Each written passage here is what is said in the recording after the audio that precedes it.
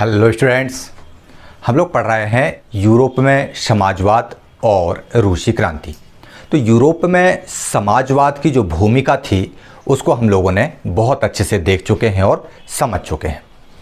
उसमें हम लोगों ने देखा कि फ्रांसीसी क्रांति के बाद यूरोप में समाजवाद स्थापना के लिए रेडिकल्स, उदारवादी और रूढ़िवादी अपना कार्य कर रहे थे।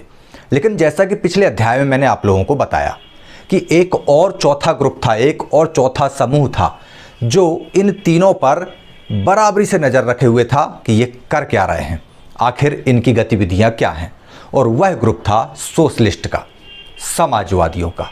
वे समाजवादी ये चाहते थे कि किसी भी तरह से समाज में जो पूंजी है उसका केंद्रीकरण ना हो, संपत्ति निजी हाथों में ना जाए।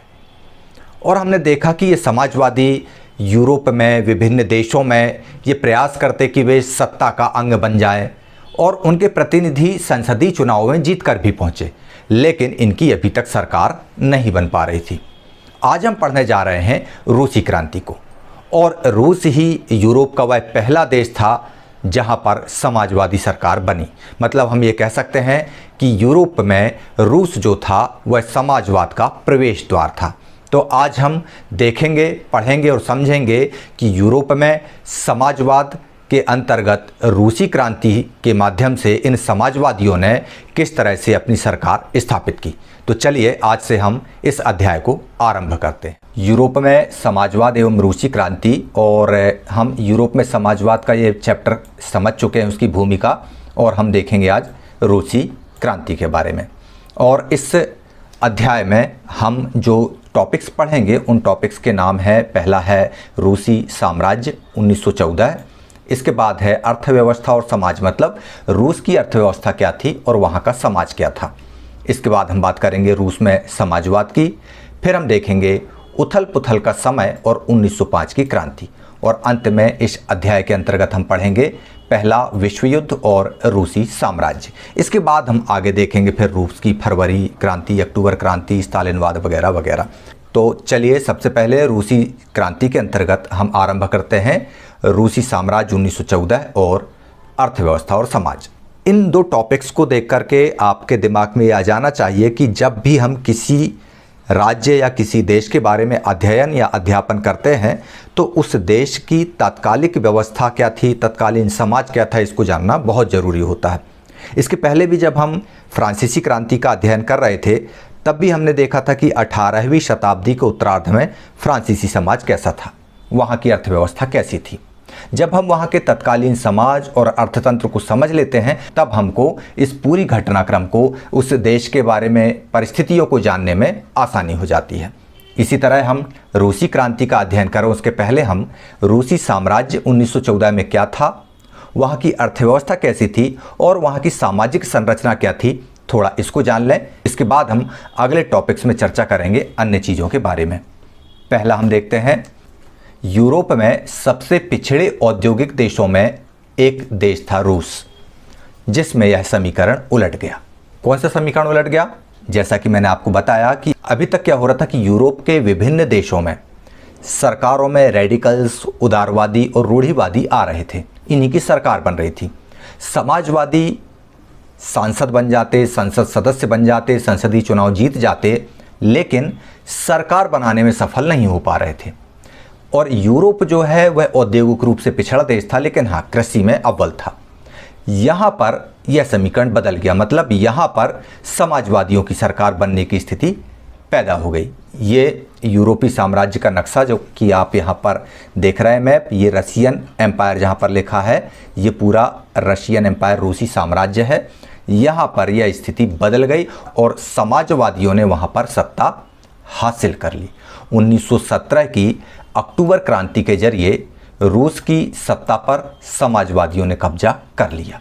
फरवरी 1917 में राजशाही के पतन और अक्टूबर की घटनाओं को ही अक्टूबर क्रांति कहा जाता है। मतलब फरवरी 1917 में राजशाही का पतन हुआ और इसके बाद अक्टूबर माह में जो घटनाएं हुई उनको हम अक्टूबर क्रांति कहते हैं। जैसा कि आप इन तस्वीरों से समझ पा रहे हैं कि रूसी एम्पायर को हटा करके यहाँ पर समाजवादियों ने अपना झंडा राजगद्दी पर गड़ा दिया, अर्थात उन्होंने रूस में समाजवादी सत्ता स्थापित कर दी। चलिए अब आगे देखते हैं हम, ऐसा कैसे हुआ। क्रांति के समय रूस के सामाजिक और राजनीतिक हालात कैसे थे, इन सवालों का जवाब ढूंढने के लिए हमको क्रांति के कुछ साल पहले की परिस्थितियों पर नज़र डालना होगा। चलिए हम बात करते हैं रूसी साम्राज्य 1914 की।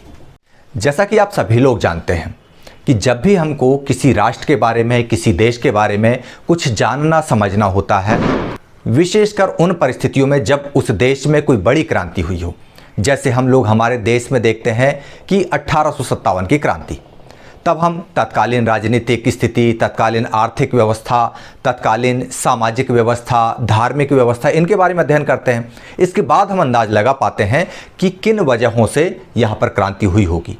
ऐसा ही रूसी क्रांति के लिए हमको अध्ययन करने के दौरान समझना पड़ेगा कि रूस का अर्थतंत्र कैसा था, वहाँ की अर्थव्यवस्था कैसी थी और वहाँ के समाज के लोग कैसे थे, वहाँ की सामाजिक संरचना कैसी थी।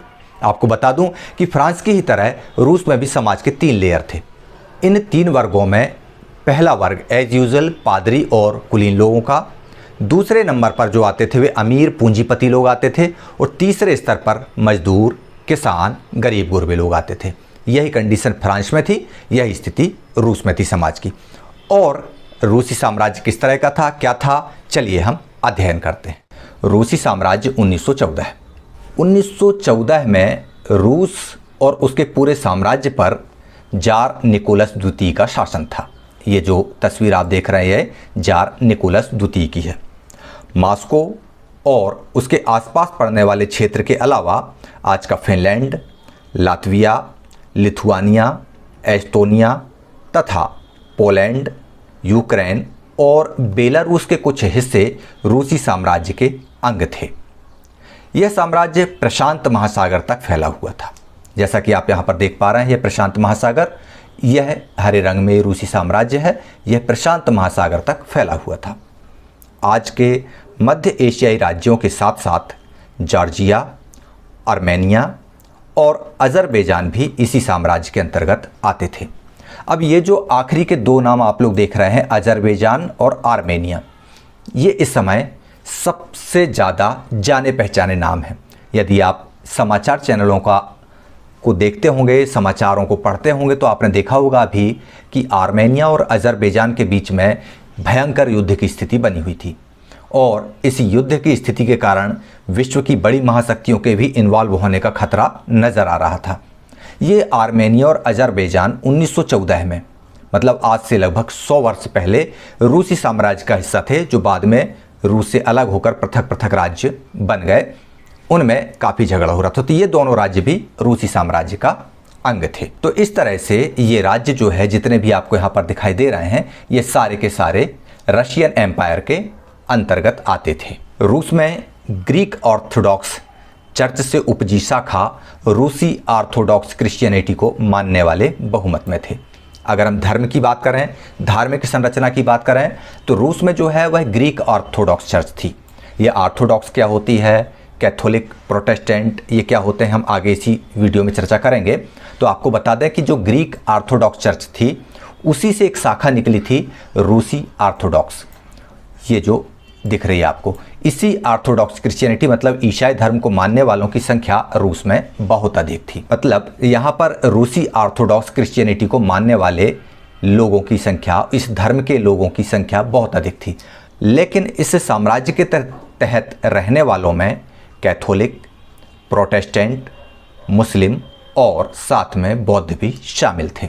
अब आप लोग बौद्ध को जानते हैं कि बौद्ध धर्म के लोग जो हैं गौतम बुद्ध के अनुयायियों को बौद्ध बोलते हैं, पैगंबर के अनुयायियों को, इस्लाम धर्म के मानने वालों को मुस्लिम बोलते हैं।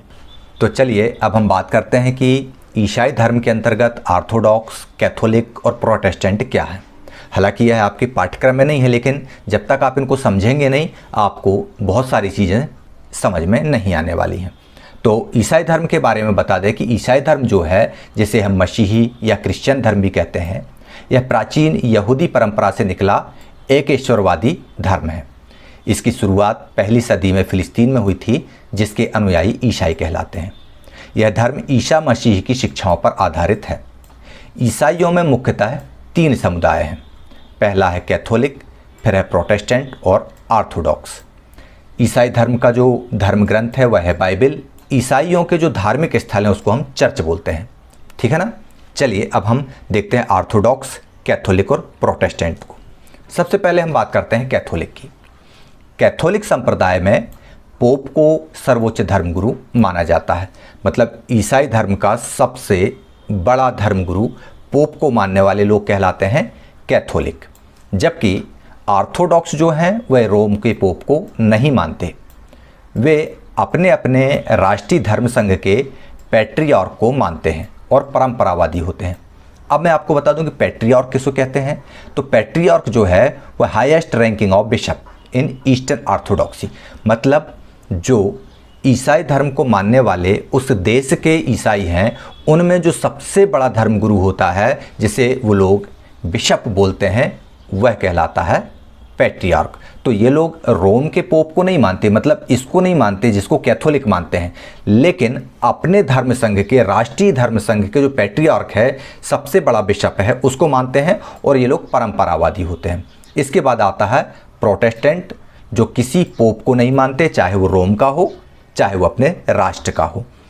इसके बजाय उनकी श्रद्धा जो है वह पवित्र बाइबल में होती है पूरे तरह से। तो इस तरह से आपको कैथोलिक, ऑर्थोडॉक्स और प्रोटेस्टेंट्स के बीच में फ़र्क समझ में आ गया होगा। तो आपको बता दें कि रूस में ऑर्थोडॉक्स ईसाई धर्म को मानने वालों की संख्या बहुत अधिक थी, ठीक है ना, जो लोग रोम के पोप को नहीं मानते थे। चलिए अब हम देखते हैं आगे चल के कि अर्थव्यवस्था और समाज, कि रूस में अर्थव्यवस्था क्या थी और वहाँ का सामाजिक संरचना, सोशल स्ट्रक्चर कैसा था 20वीं सदी की शुरुआत में। कब? 20वीं सदी की शुरुआत, मतलब 1901 के बाद की बात हो रही है। वहाँ पर रूस की आबादी का एक बहुत बड़ा हिस्सा खेतीबाड़ी से जुड़ा था। रूसी साम्राज्य की लगभग 85% जनता अपनी आजीविका के लिए खेती पर डिपेंड थी। यूरोप के किसी भी देश में खेती पर आश्रित जनता का प्रतिशत इतना अधिक नहीं था। मतलब रूस में 100 लोगों में 85 लोग खेतीबाड़ी करते थे। उस समय यूरोप में और किसी देश में इतनी बड़ी संख्या में खेती किसानी नहीं की जाती थी जितनी रूस में की जाती थी। अगर हम उदाहरण के तौर पर देखें तो फ्रांस और जर्मनी में जो खेती पर डिपेंड आबादी थी वह 40 से 50%, इससे ज़्यादा नहीं थी। मतलब रूस में का कितनी थी? 85%, जबकि जर्मनी और फ्रांस में ओनली 40 to 50% तक थी। रूसी साम्राज्य के जो किसान थे वे अपनी ज़रूरतों के साथ साथ बाजार के लिए भी पैदावार किया करते थे। मतलब किसान अपनी ज़रूरतों के लिए तो फसल उपजाया ही करते थे, साथ ही मार्केट के लिए, एक्सपोर्ट करने के लिए भी वे फसल उत्पादन किया करते थे। इस प्रकार हम ये कह सकते हैं कि रूस जो है अनाज का एक बहुत बड़ा निर्यातक देश हुआ करता था। तो ये तो हो गई लगभग वहाँ के अर्थतंत्र की बात, कि रूस की अर्थव्यवस्था पूरी तरह से कृषि प्रधान थी 1914 के आसपास, 19वीं सदी के आरंभिक दशकों में। अगर आपसे प्रश्न पूछा जाता है कि 19वीं शताब्दी के या रूसी क्रांति के दौर में या उसके आसपास रूस जो था वहाँ की अर्थव्यवस्था कैसी थी, तो आप निसंकोच होकर लिख सकते हैं कि रूस की अर्थव्यवस्था 19वीं सदी के आरंभ में कृषि प्रधान थी, ठीक है ना। चलिए अब हम आगे देखते हैं। रूस में उद्योग बहुत कम थे। भाई कृषि प्रधान अर्थव्यवस्था थी, तो जहाँ कृषि महत्वपूर्ण होगी वहाँ पर इंडस्ट्री कम हो जाती हैं। केवल सेंट पीटर्सबर्ग और मॉस्को, सेंट पीटर्सबर्ग जो है वह वहाँ की राजधानी हुआ करती थी और मॉस्को एक बड़ा शहर था। ये दोनों ही प्रमुख औद्योगिक इलाके थे। हालांकि ज़्यादातर उत्पादन कारीगर ही करते थे। मतलब औद्योगिक इकाइयों के अलावा कारीगर ही सबसे ज़्यादा उत्पादन का कार्य करते थे और कारीगरों की वर्कशॉप के साथ साथ बड़े कल कारखाने भी मौजूद थे। मतलब औद्योगिक इकाइयाँ थीं, औद्योगिक इकाइयों के साथ साथ काम करने वाले मैंसन्स, जिनके खुद के पर्सनल छोटे छोटे वर्कशॉप्स थे, वे भी काम करते थे और फैक्ट्रियाँ भी थीं। जैसे आज हम हमारे देश में देखते हैं कि बड़ी बड़ी फैक्ट्रियाँ भी हैं, साथ में वेल्डिंग वर्कशॉप्स भी हैं, ईंट भट्टे के भी कारखाने हैं। तो इस तरह से छोटे छोटे वर्कशॉप भी, छोटी छोटी इकाइयाँ भी थीं, औद्योगिक इकाइयाँ, और साथ में बड़ी बड़ी फैक्ट्रियाँ भी थीं। बहुत से कारखाने 1890 के दशक में आरंभ हुए थे, जब रूस के रेल नेटवर्क को फैलाया जा रहा था। उसी समय रूसी उद्योगों में विदेशी निवेश भी तेजी से बढ़ा। विदेशी निवेश मतलब FDI, फॉरेन डायरेक्ट इन्वेस्टमेंट, यह भी तेजी से बढ़ा। इन कारकों के चलते कुछ ही सालों में रूस जो है वह कोयला उत्पादन में 2 गुना और स्टील उत्पादन में 4 गुना वृद्धि को प्राप्त कर गया। सन 1900 तक कुछ इलाकों की अगर हम बात करें तो कारीगरों और कारखाना मजदूरों की संख्या लगभग बराबर हो चुकी थी। मतलब जितने लोग व्यक्तिगत वर्कशॉप्स में काम करते थे उतनी ही संख्या में लगभग काम करने वालों की संख्या मजदूरों की हो गई थी कारखानों में। तो हम लोग देख रहे हैं कि रूस की अर्थव्यवस्था और समाज के अंतर्गत हम अर्थव्यवस्था की बात कर रहे हैं। तो यूरोप में एकमात्र देश था रूस जो कृषि प्रधान अर्थव्यवस्था वाला था। यहाँ पर खेती ही सबसे प्रमुख व्यवसाय था और अर्थव्यवस्था उसी पर टिकी थी। 85% लोग यहाँ पर खेतीबाड़ी करते थे, जबकि फ्रांस और जर्मनी जैसे देशों में 40 से 50% तक का ही खेतीबाड़ी किसानी हुआ करती थी। अब अगर हम देखें तो रूस मतलब कृषि प्रधान अर्थव्यवस्था थी, इसलिए यहाँ पर औद्योगिक रूप से इसका पिछड़ा होना स्वाभाविक था। हालांकि पिछड़ा जरूर था, लेकिन यहाँ पर सेंट पीटर्सबर्ग जो रूस की राजधानी थी और मॉस्को, यहाँ पर औद्योगिक केंद्र स्थापित थे, फैक्ट्रियाँ स्थापित थीं। हम देखते हैं कि 1900 के आसपास जितनी संख्या में वहाँ पर फैक्ट्री के मजदूर हुआ करते थे उतनी ही संख्या में वहाँ पर वर्कशॉप पे काम करने वाले कारीगर भी हो गए थे। मतलब कारीगरों ने अपने अपने वर्कशॉप भी डाले थे और बड़े लोगों ने जिनके पास बहुत ज़्यादा पूंजी थी उन्होंने बड़ी बड़ी फैक्ट्रियाँ डाल ली थी। मतलब स्थिति यह हो गई थी कि रूस में औद्योगिक उत्पादन के लिए सबसे ज़्यादा डिपेंडेंसी वर्कशॉप्स पे थी। 1900 के आसपास जब नज़र डालते हैं तो हम देखते हैं कि वहाँ पर वर्कशॉप्स में जो कारीगर होते हैं उनकी संख्या और फैक्ट्री में काम करने वाले मजदूरों की संख्या लगभग बराबर हो गई थी। चलिए अब देखते हैं कि ये जो बड़ी बड़ी फैक्ट्रियाँ डली थी इन पर स्वामित्व किसका था, इन पर काम करने वाले मजदूरों की क्या स्थितियाँ थीं। चलिए, ज़्यादातर कारखाने जो थे वह उद्योगपतियों की निजी संपत्ति थे। मजदूरों को न्यूनतम वेतन मिलता रहे और काम की पाली के घंटे निश्चित हों, इस बात का ध्यान रखने के लिए सरकारी विभाग बड़ी फैक्ट्रियों पर नज़र रखते थे। मतलब जो कारखाने वहाँ पर बड़ी बड़ी फैक्ट्रीज जो रूस में स्थापित थीं वे किसकी थीं? उद्योगपतियों की पर्सनल प्रॉपर्टी थी, निजी संपत्ति थी। उन्होंने अपना पैसा खर्च करके बड़ी बड़ी फैक्ट्रियाँ स्थापित की थीं। मजदूरों को उनका वेतन न्यूनतम जो निर्धारित था सरकार की तरफ से वो मिला करे और उन पर ओवर टाइम का ओवरलोड ना पड़े। इसके लिए सरकारी सुपरवाइजर्स जो हुआ करते थे वे फैक्ट्रियों पर बराबर नज़र रखा करते थे। लेकिन फैक्ट्री इंस्पेक्टर भी इन नियमों का उल्लंघन करने से रोक नहीं पाते। कारीगरों की इकाइयों और वर्कशॉप्स में काम की पाली 15 घंटे तक खिंच जाती। 24 घंटे के दिन में वर्कशॉप्स मतलब जो कारीगरों के वर्कशॉप्स थे, जो व्यक्तिगत रूप से छोटे छोटे औद्योगिक केंद्र जैसे लेथ मशीन वगैरह डाल लेना या कौशल केंद्र के हिसाब से या कोई इलेक्ट्रीशियन का काम वाली दुकान डाल लेना, तो इस तरह जो छोटे वर्कशॉप थे, जो छोटे औद्योगिक केंद्र थे, वहाँ पर काम करने की जो घंटे थे वह 15-15 घंटे तक थे। जबकि कारखानों में जो मजदूर थे वे आमतौर पर 10 से 12 घंटे की पाली में काम करते थे। मतलब जो बड़ी फैक्ट्रियाँ थी वहाँ पर 10 से 12 घंटे तक का काम लिया जाता था, जबकि वर्कशॉप्स में 15-15 घंटे तक का काम मजदूरों के द्वारा कारीगर वर्कशॉप्स के मालिक ले लिया करते थे। मजदूरों को रहने के लिए कमरों से लेकर के डॉर्मेट्री तक की व्यवस्था थी। मतलब जो मजदूर थे उनको वहाँ पर उनको आवास उपलब्ध कराया गया था, कमरे उपलब्ध कराए गए थे। साथ साथ अगर जिनको कमरे नहीं मिल पाते थे, सिंगल थे, उनको डॉर्मेट्रीज का अरेंजमेंट किया जाता था। ये तो हो गई अर्थव्यवस्था की बात, अर्थतंत्र की बात कि वहाँ पर यूरोप का समाज किस तरह का था। तो आप लोगों ने बहुत अच्छे से इसको समझ लिया कि यूरोप जो है कृषि प्रधान अर्थव्यवस्था वाला राष्ट्र था, वाला देश था। वहाँ पर 85% लोग खेतीबाड़ी करते थे। हालांकि सेंट पीटर्सबर्ग जो रूस की राजधानी थी और मॉस्को, वहाँ पर कुछ औद्योगिक इकाइयाँ स्थापित थीं। लेकिन रूस में मुख्यतः जो औद्योगिक उत्पादन था वह कारीगरों के ऊपर निर्भर था। मतलब कारीगर्स की वर्कशॉप्स हुआ करती थी। धीरे धीरे करके 1900 के आसपास कारीगरों की संख्या और फैक्ट्री में काम करने वाले मजदूरों की संख्या लगभग बराबर हो गई।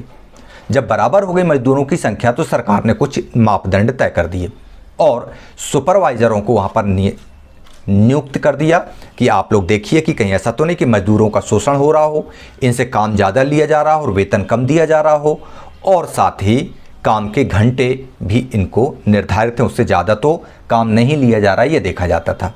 हालांकि इसके बावजूद भी ये सुपरवाइज़र जो है उतने अच्छे से काम नहीं कर पा रहे थे और वर्कशॉप्स में तो 15-15 घंटे तक की पालियाँ हो जाती थी, जबकि फैक्ट्री में 10 से 12 घंटे तक की पालियों में मजदूर काम किया करते थे। तो इस तरह से हमने अर्थव्यवस्था के बारे में देखा और समझा। अब हम बात करते हैं सामाजिक तंत्र की। सामाजिक स्तर पर अगर हम देखें तो सामाजिक स्तर पर भी मजदूर बटे हुए थे अलग अलग भागों में। कुछ मजदूर अपने मूल गांव के साथ अभी भी गहरे संबंध बनाए हुए थे। ऐसे मजदूर भी थे जो अपने मूल गांव से जुड़े हुए थे और शहर में आकर के नौकरी पेशा इत्यादि फैक्ट्रियों में काम करते थे। ऐसे ही लोग डॉर्मेट्रीज में रहते थे। बहुत सारे मजदूर ऐसे थे जो स्थायी रूप से शहरों में ही बस चुके थे। उनके बीच योग्यता और दक्षता के स्तर में काफ़ी फ़र्क था। मतलब वहाँ पर देखा जाए तो स्किल्ड और नॉन स्किल्ड वर्कर थे। वे मजदूर जो शहरों में स्थायी रूप से रहते थे और वे मजदूर जो गांवों से आकर शहरों में केवल जॉब करने आते थे, उन दोनों के बीच में कार्य क्षमता, योग्यता और दक्षता के बीच में बहुत फ़र्क था।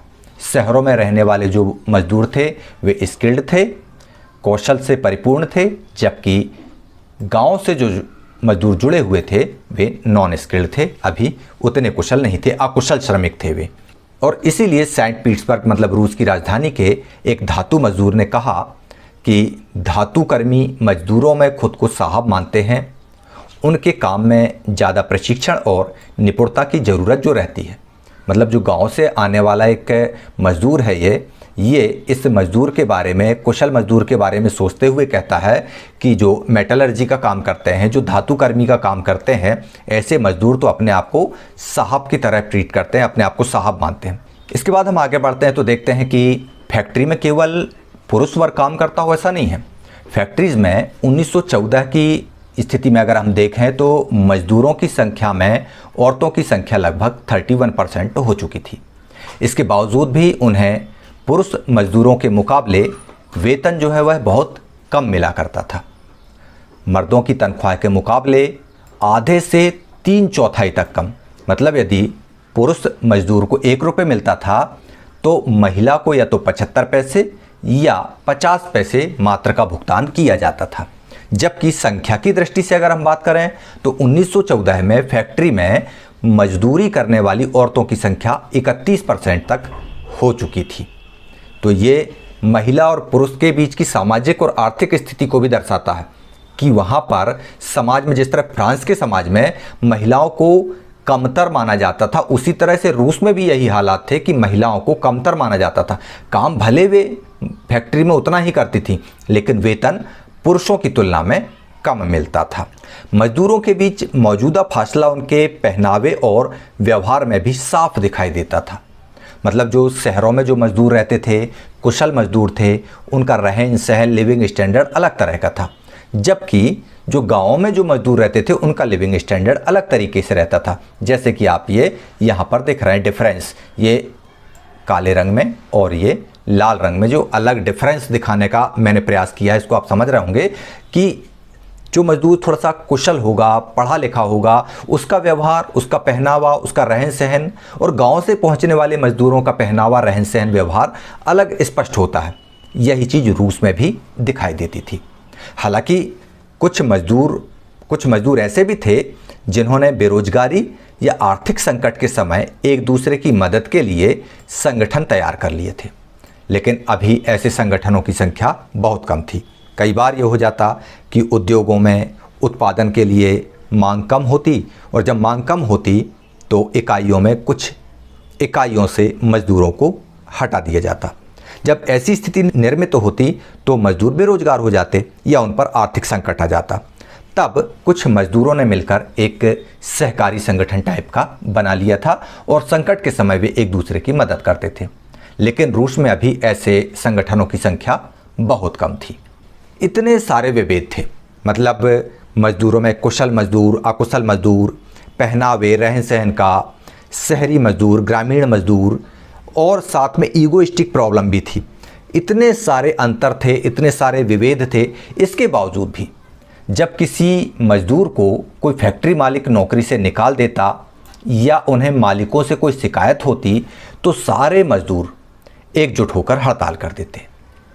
और 1896-97 के बीच कपड़ा उद्योग में, 1902 में धातु उद्योग में इस तरह की काफ़ी बड़ी बड़ी हड़तालें आयोजित की गईं।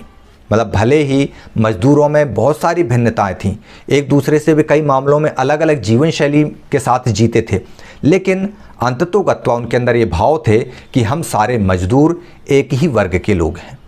और यदि किसी एक मजदूर को नौकरी से निकाल देते या मालिक उनके साथ दुर्व्यवहार करता तो फैक्ट्री के सारे मजदूर एकजुट हो जाते और अन्य फैक्ट्रीज के मजदूर भी उनका सहयोग करने के लिए आ जाया करते। इस तरह से ये शहरी स्थिति थी। अब हम बात करें देहातों की कि ग्रामीण क्षेत्रों में रूस के क्या हाल थे। तो देहात की ज़्यादातर ज़मीनों पर खेती किसान ही किया करते थे। मतलब किसान जो है वहाँ की ज़्यादातर ज़मीनों पर खेती किया करते थे, लेकिन जो विशाल संपत्तियाँ थीं उन पर सामंतों और ऑर्थोडॉक्स चर्च का कब्जा था। मजदूरों की तरह किसान भी बटे हुए थे। कुछ किसान बड़े आदमी थे, कुछ किसान कम ज़मीन वाले थे, कुछ खेतीहर मजदूर थे। इस तरह से अलग अलग आर्थिक व्यवस्था के अनुरूप किसान बटे हुए थे। सामाजिक रूप से भी किसानों में काफ़ी अंतर था। किसान बहुत धार्मिक स्वभाव के थे। यदि इक्का दुक्का अपवादों को छोड़ दें तो वे सामंतों और नवाबों का तो बिल्कुल ही सम्मान नहीं करते थे। क्यों? क्योंकि उनको ये लगता था, उनको ये मालूम था कि नवाबों और सामंतों को जो सत्ता और हैसियत मिली हुई है वह लोकप्रियता की वजह से नहीं, बल्कि उनकी जार के प्रति निष्ठाओं और सेवाओं के बदले मिली है। मतलब चमचागिरी के दम पर मिली है। यहाँ की स्थिति फ्रांस जैसी नहीं थी। मिसाल के तौर पर फ्रांसीसी क्रांति के दौरान ब्रिटेन के किसान न केवल नवाबों का सम्मान करते थे, बल्कि उन्होंने नवाबों को बचाने के लिए बाकायदा लड़ाई भी लड़ी। लेकिन इसके विपरीत रूस के किसान तो ये चाहते थे कि नवाबों की ज़मीनें छीनकर किसानों में बांट दी जाएं। तो इस प्रकार आप लोगों ने रूस के अर्थव्यवस्था को जान लिया। इसके बाद रूस के समाज तंत्र को भी समझ लिया। हम यहाँ पर बात कर रहे हैं अब रूस के ग्रामीण क्षेत्र के बारे में। रूस के ग्रामीण क्षेत्रों में जो किसानी का काम है वह किसान लोग ही किया करते थे, खेतीबाड़ी वही करते थे। इसके बावजूद भी वहाँ पर सामंतों का, नवाबों का बड़ी बड़ी संपत्तियों पर कब्जा था। रूस के किसान धार्मिक थे, हालांकि बटे हुए थे। कुछ मझोले किसान, कुछ बड़े किसान, कुछ छोटे किसान, कुछ खेतीहर किसान, कुछ खेतीहर मजदूर। इस तरह से अलग अलग हिस्सों में इन किसानों का विभाजन था। इसके बावजूद भी कुछ किसान जो धार्मिक स्वभाव के थे वे नवाबों और सामंतों के प्रति सम्मान तो रखते थे, लेकिन उनसे कोई भय नहीं था उनको। और वे जानते थे कि ये जो नवाब हैं, ये सामंत हैं, इन्होंने जो हैसियत हासिल की है वह राजा की चमचागिरी करके हासिल की है। अपने पुरुषार्थ से, अपने परिश्रम से, अपनी लगन से उन्होंने यह हैसियत हासिल नहीं की है। और रूस के किसान इनको हटाकर, इनको भगाकर इनकी ज़मीनें किसानों में बांट देना चाहते थे। आपने लेकिन फ्रांस की क्रांति में देखा कि जब फ्रांस की क्रांति में भागदौड़ मच रही थी, देहातों से किसानों ने लगानों के कागजों में आग लगा दी थी और वहाँ पर जमींदारों को जब मारा खदेड़ा जा रहा था तो बहुत सारे लोगों ने उन जमींदारों को अपने यहाँ शरण दी थी। आसपास के देशों ने भी उन जमींदारों को, सामंतों को, नवाबों को अपने देश में, अपने घरों में शरण दी थी ताकि गुस्सा से भरे हुए किसानों का क्रोध इन पर न टूट पड़े। लेकिन रूस के किसान ऐसा नहीं चाहते थे। चलिए हम आगे देखते हैं। बहुधा वो जो रूस के किसान थे वे लगान भी नहीं चुकाते थे। कई जगह तो जमींदारों की हत्या भी की जा चुकी थी। 1902 में रूस में ऐसी घटनाएं बड़े पैमाने पर घटी और 1905 में तो पूरे रूस में ही इस तरह की घटनाएं घटने लगी थी। मतलब जहां देखो वहां जमींदारों की हत्याएं होना आम बात हो गई थी। मतलब वहां पर लोग जमींदारों, नवाबों और सामंतों से इतने त्रस्त आ चुके थे कि उनकी अब हत्याएं करने लगे थे। शुरुआत में ऐसी घटनाएं सामान्य तौर पर हुआ करती थी, लेकिन 1905 में तो पूरे रूस में इस तरह की घटनाएं घटने लगी।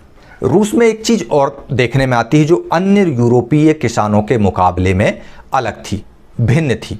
और वह क्या चीज़ थी कि जो रूस के किसान थे वे समय समय पर अपनी सारी ज़मीन अपने कम्यून अर्थात मीर को सौंप देते थे। कम्यून में एक तरह की एक परिषद हुआ करती थी, उसको जब खेतीबाड़ी कर ली अपना, इसके बाद फुर्सत हो गए और अब जो ज़मीन है अपने उपयोग के बाद में उन्होंने कम्यून को सौंप दी। अब कम्यून जो है फिर ज़रूरत के हिसाब से अलग अलग किसान परिवारों को ज़मीनें निर्धारित करता, विभाजित करता, वितरित करता। तो इस तरह से यहाँ पर किसानों में एक बहुत अलग चीज़ देखने में आपको भी ये पहली बार नज़र आ रहा होगा। खेत पर हमने खेती कर ली, फसल उपजा ली, इसके बाद उस खेत को अपने पास नहीं रखा, उस खेत के डॉक्यूमेंट्स ले जाके नगर परिषद में अपने कम्यून के पास, उसके अधिकारी के पास ले जाकर जमा कर दिए कि साहब हमारा काम हो गया, ये आप ज़मीन रख लो, अब जो ज़रूरतमंद हो उसको ये ज़मीन दे दीजिएगा। तो ये एक व्यवस्था रूस में बाकी किसानों के मुकाबले में अलग थी। ये चीज़ आप लोगों ने यहाँ पर देखी और समझी। चलिए अब बारी है कुछ महत्वपूर्ण प्रश्नों की, जिन्हें आप नोट कर लीजिए। तो इस प्रकार आप लोगों ने आज इस वीडियो में जाना रूसी क्रांति के अंतर्गत रूसी साम्राज्य 1914 और अर्थव्यवस्था और समाज के क्षेत्र में रूस की स्थिति। हमने इस चीज़ को समझा कि रूस ने बड़े चौंकाने वाली चीज़ें हमारे सामने आई। पहली चीज़ तो जब हम शुरुआत में पढ़ रहे तो देखा कि रूस में समाजवादियों ने सरकार बना ली थी। ये कैसे बनाई सरकार, वहाँ पर ये हालात कैसे बने, उसको समझने के लिए हम देख रहे थे रूस की अर्थव्यवस्था और समाज को। अर्थव्यवस्था देखी तो रूस की अर्थव्यवस्था कृषि प्रधान थी।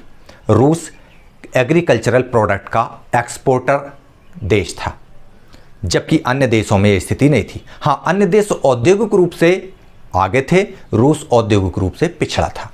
केवल सेंट पीटर्सबर्ग और मॉस्को में अच्छी औद्योगिक इकाइयाँ थीं। रूस का समाज औद्योगिक उत्पादन पर कारीगरों की वर्कशॉप पर डिपेंडेंट था, निर्भर था। लेकिन जब फैक्ट्रियों की संख्या बढ़ने लगी तब कारीगरों की संख्या और फैक्ट्री में काम करने वाले मजदूरों की संख्या बराबर हो गई। फिर सरकार ने भी उन फैक्ट्रियों पर नज़र रखना आरंभ कर दिया कि मजदूरों पर अत्याचार तो नहीं हो रहा है। हालांकि सरकारी विभाग इन अत्याचारों को रोकने में सफल नहीं हो पाया। मजदूरों में भी अंतर था, स्किल का, कुशल मजदूर, अकुशल मजदूर, शहरी मजदूर, देहाती मजदूर। इसके अलावा कुछ मजदूरों की स्थिति ये थी कि वे अपने आप को साहब ज़्यादा समझते थे। क्यों? क्योंकि वो कुशल मजदूर हुआ करते थे और इस बात का मलाल देहाती मजदूरों को भी रहता था। बहुत सारे भेद थे, भिन्नताएं थीं रहन सहन में, पहनावे में। लेकिन इसके बावजूद भी रूस में एक बात बहुत अच्छी थी, वो ये थी कि सारे मजदूर अपने आप को मजदूर ही समझते थे। किसी एक मजदूर पर अगर संकट आता तो सारे मजदूर इकट्ठा होकर फैक्ट्री के सामने आंदोलन के लिए खड़े हो जाते और उस मजदूर की मदद करते।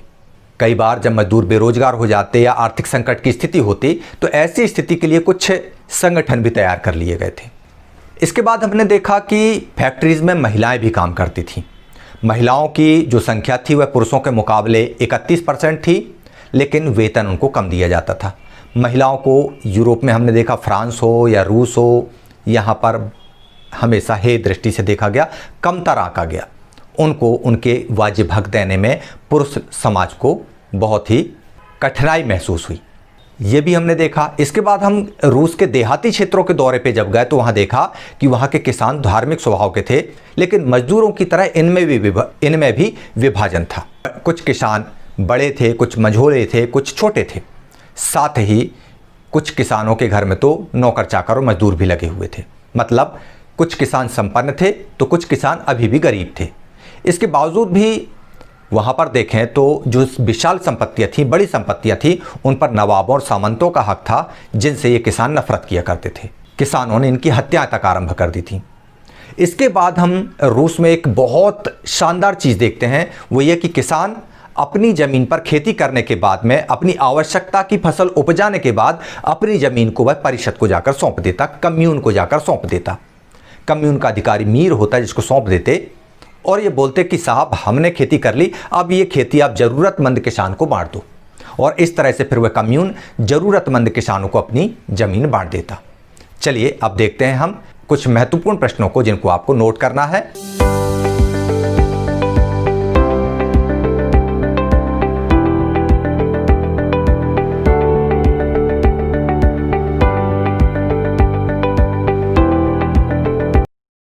तो अब स्क्रीन पर दिखाए जा रहे इन प्रश्नों को आपने बहुत अच्छे से नोट कर लिया होगा और इन प्रश्नों को आपको अपनी कॉपी में हल करना है।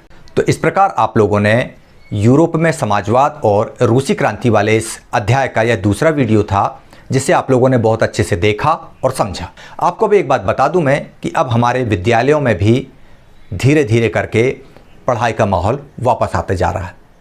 आप लोग भी विद्यालय पहुँचें तो ध्यान रखें, मास्क लगा कर जाएँ, सैनिटाइज़र अपने साथ लेके जाएँ, अगर ना ले जा पाएँ तो विद्यालय के सैनिटाइज़र का उपयोग अवश्य करें।